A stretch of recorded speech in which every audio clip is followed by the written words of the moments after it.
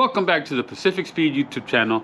I got a bone to pick with my El Camino. What I mean by that is it's got some strange water leaks. I sealed up a whole bunch of stuff in the cowl area, but I keep getting water leaks, and I want to fix them to prevent, you know, rust on the floorboard. El Camino's had this big cavernous hole behind the seat that that's there for like the spare tire and stuff, but it doesn't leak like on the carpet. It kind of like, it's weird. It just kind of like sits on the I'll show you. Let me go show you guys.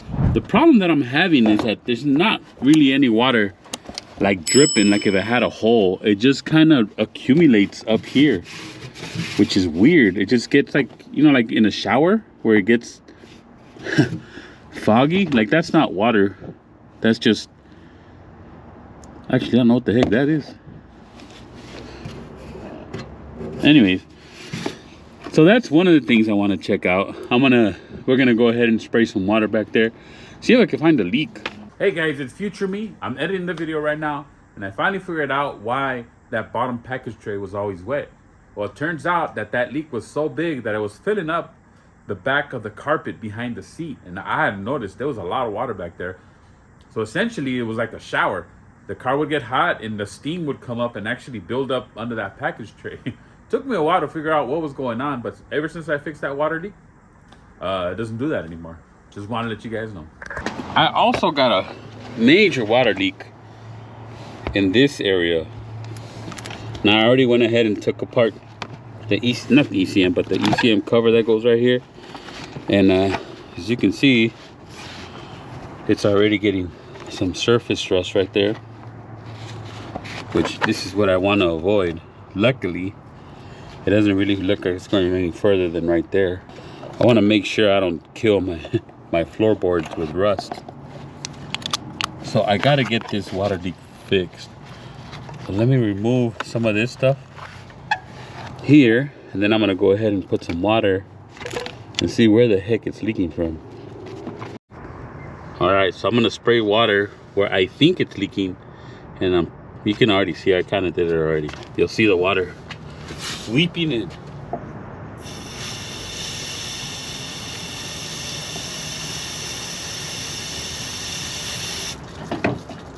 I hope you saw that, right? It's right in there.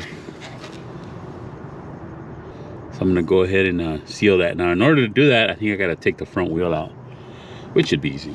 Alrighty, so with the inner fender removed, it still doesn't give me as much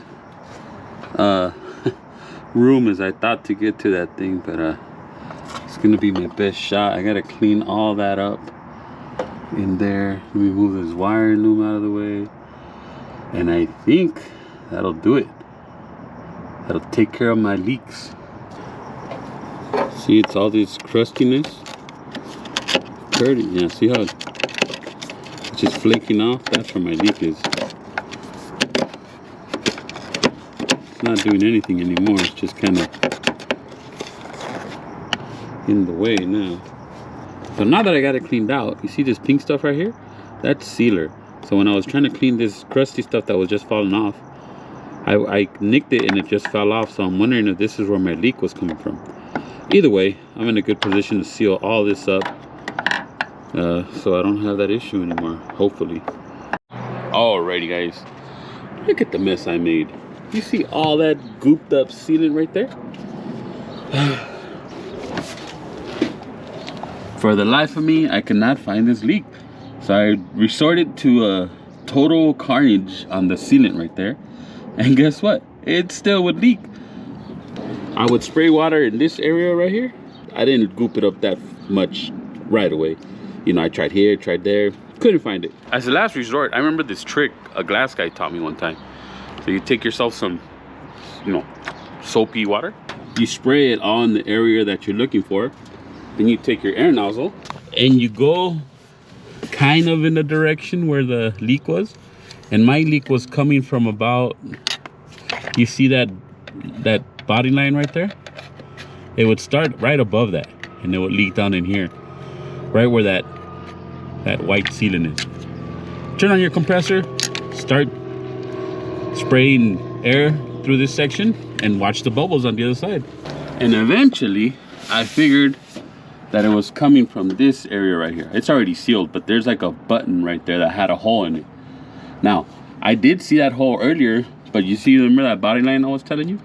The leak was coming from higher up. I didn't understand why that would leak and cause it to pull up. Anyways, doesn't matter. That's where the leak was. So now I'm gonna put all this back together and continue with the other stuff I want to do to it.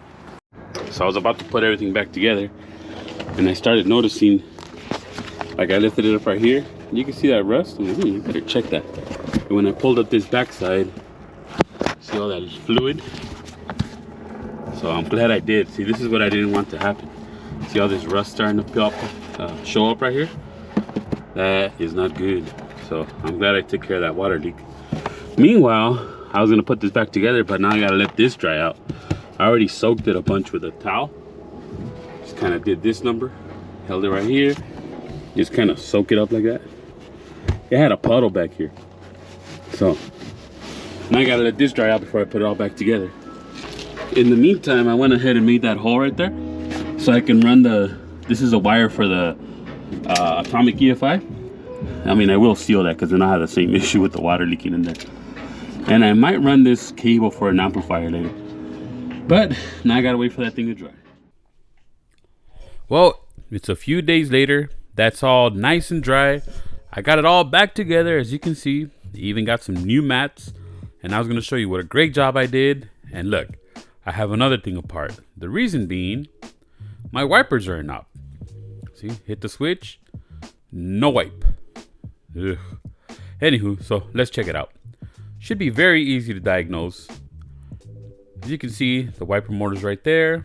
I get the connector, and all we really got to do is check for power.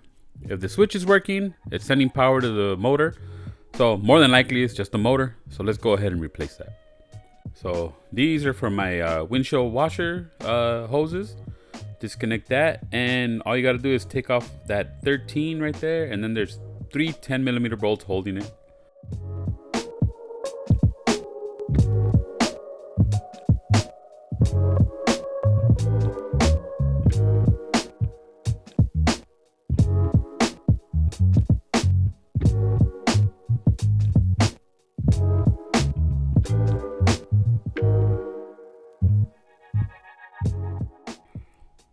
Pull that thing off,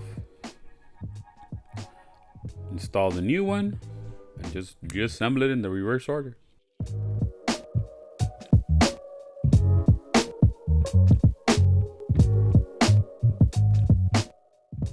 There we go. Let's try it. Excellent. Works just like it should. Well, while I got this apart, check this out. Pull the key out, and the ignition lock cylinder just spins. That's something that I wanted to replace for a long time, so we're gonna go ahead and do that right now. In order to do that, we do need to remove this steering wheel. Just a 21mm bolt holds the steering wheel.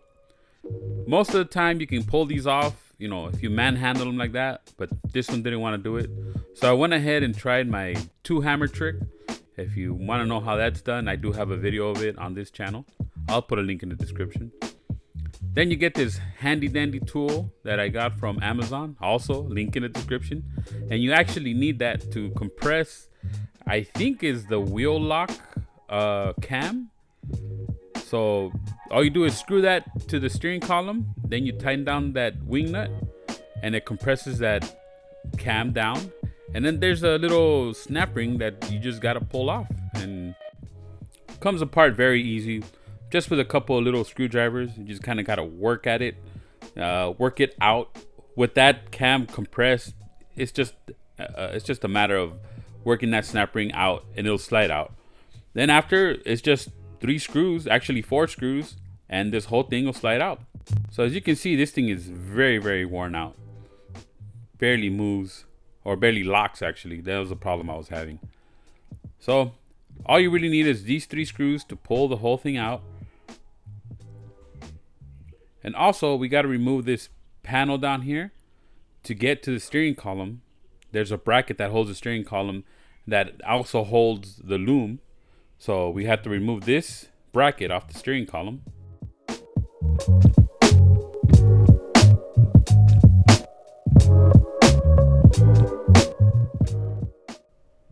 And then all we're gonna do is slide that wiring loom through the steering column or the steering column covers, and it should just fall right out.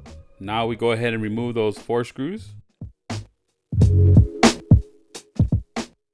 And then don't forget to remove your little hazard switch dealie or whatever that thing is. And then just pull it out. It slides right out, no issues. I would thought it would snag up in there, but it really doesn't. All right, now we got to pull this off. This is your key chime or your key in cylinder chime. And then there's one more screw that you got to unscrew. You remove the screw. It's kind of funny looking. And then all you do is pull on your lock cylinder, and there it goes. So we got the lock cylinder in. Now we're gonna put the turn signal switch loom all the way in, and like I said, it's real easy to put back in. You just need a screwdriver to kind of guide it, and then slides all the way down. Easy peasy. Let's just put all our screws back in. Put the spring back in, your horn contact, and then this steering wheel lock.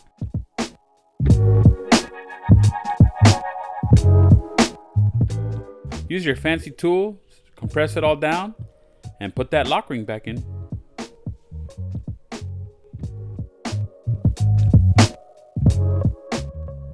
And the same way you pried it out with those little screwdrivers, all you got to do is work it back into this little groove, and that'll lock your wheel lock cam onto the steering shaft, and then you can remove your tool. It's all back together now. Horn's working. Right turn signal, let's turn the steering wheel, cancels out. Left turn signal, cancels out. Awesome. Ignition lock is in there. Let's check the wipers. Everything's working. Mission accomplished. Thank you for joining me once again, guys. Please like and subscribe if you're liking the content, and I'll catch you guys on the next one.